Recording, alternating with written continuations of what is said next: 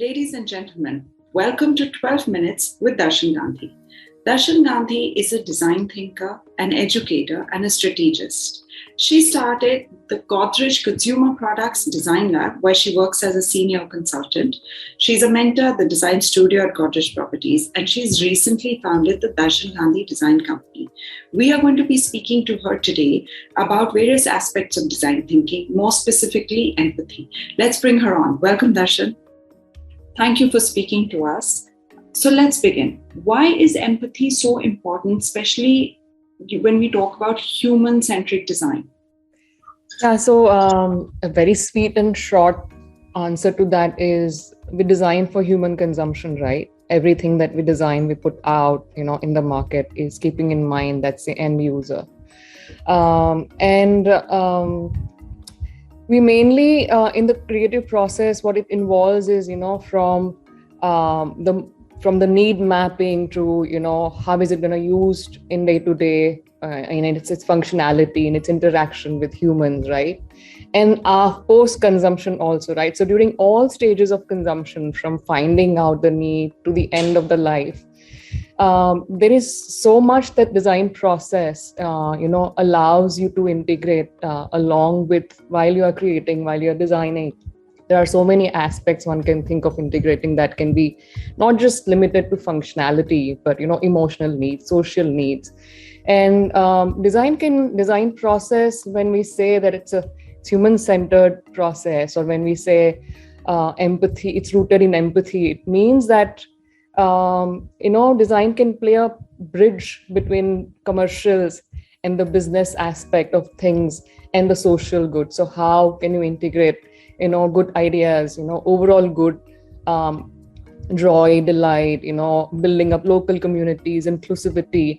All this is part and parcel of design process, and it's rooted in that, right? So I think it's very crucial to have keep in mind that designers' role, to be empathy champions in everything that we do. And there are a lot of opportunities. This process is not just philosophy and thinking, but it's a practice, right? So you can scale up a lot of goodness overall. Could you give us a few examples of good design? So I've thought about this many times. A lot of people ask this question, what's your favorite product and what's your favorite, well-designed, what if you were to pick one thing out, what it would be, right? And more and more I think about this, my answer to that is your ordinary day-to-day companions, right? The products, any products which can be your silent companion, throughout your day and life, whether at work, at home.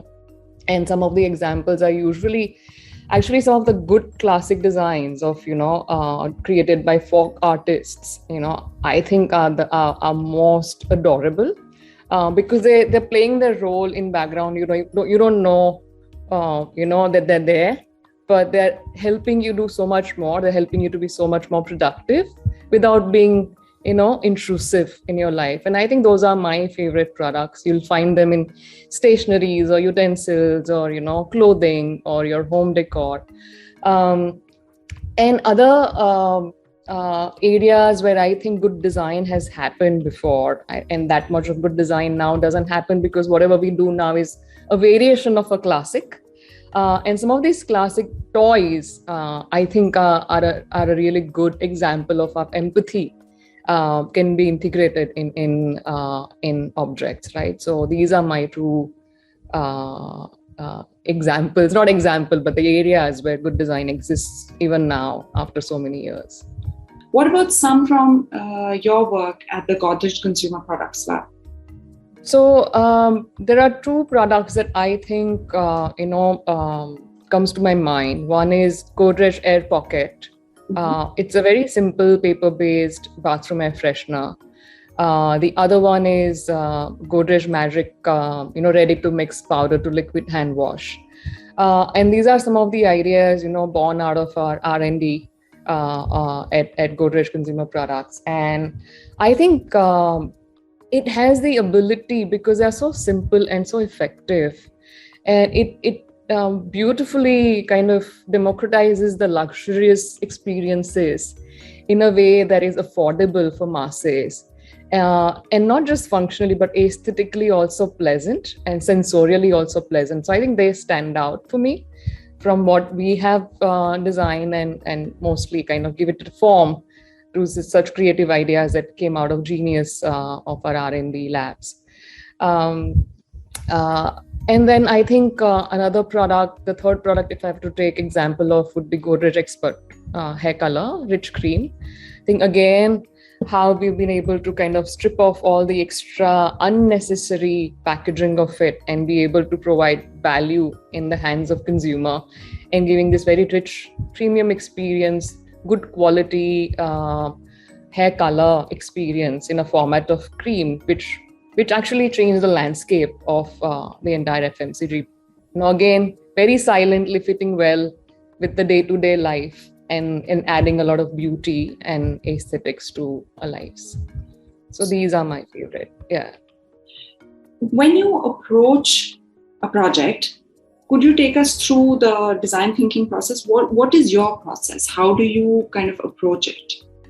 So in my experience, what we learn at school versus when you go to practice, what I've understood now after so many years of design practice is that one is design practice is absolutely purpose-led and contextual to the industry, category, the problem, the stage of the problem that you're trying to solve or define, right?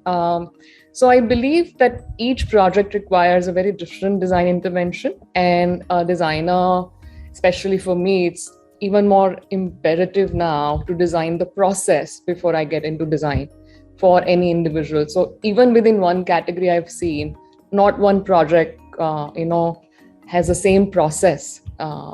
Principally, the foundational principles are more or less the same, right? But the application and the stages vary drastically, right?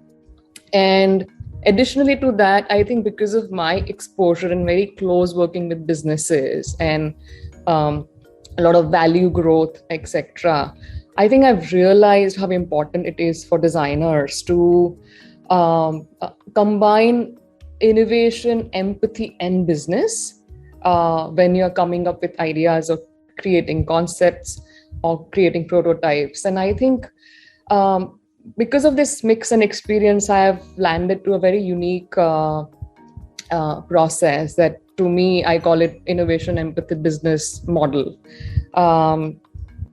And I've learned to push back, so it's interesting. I was telling somebody recently that, when I look at businesses, right, they're often, because of the nature and the focus that they have, right, it's mostly growth and mostly commercial, and now that's changing. But I think there's always this empathy is always slightly not in the prime focus, right? It kind of minus the empathy. So business is usually minus the empathy. Empathy is usually minus business, because we think empathy is free, but that's not true, because empathy also holds a lot of value, and not just qualitative value, but also you can kind of validate and actually have a commercial value of an empathy, right? So why empathy has to be minus business?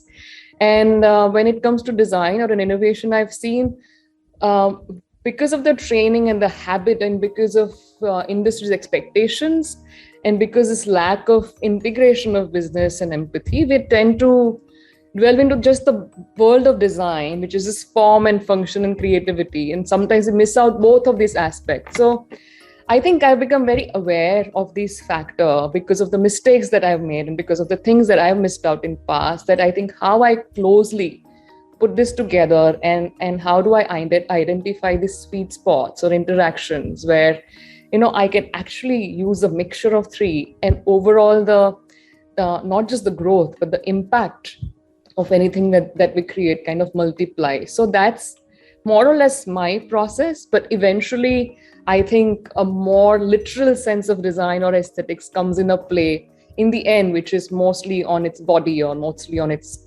outer layer, right? But inside that outer layer, there's so much more depth and research that I usually try and do, and I think that's where now even design has to lead going forward. It's a 21st century design practice is how I would define my process.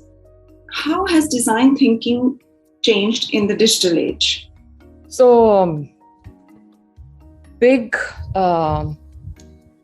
transformation. Of course, we are all experiencing this, not just now. I think in lockdown we experienced it even more, and before that it was just at its peak. From a realistic point of view, I think design for digital age is still at a very initial stages of learning and observing human behavior and interaction, what's happening, and making sense of things. While there is a huge demand of design as an industry in the digital product development, I think we are still at a very initial pilot of what is possible and what lies ahead of us. There are some examples that I come to my mind have been successful, like Kindle, who's kind of married this physical object with a digital very well, and it's productive, and it's kind of broken that barrier of becoming a more successful classic, new age classic is what I would call it. It's kind of done a lot. But other than that, everything else to me seems quite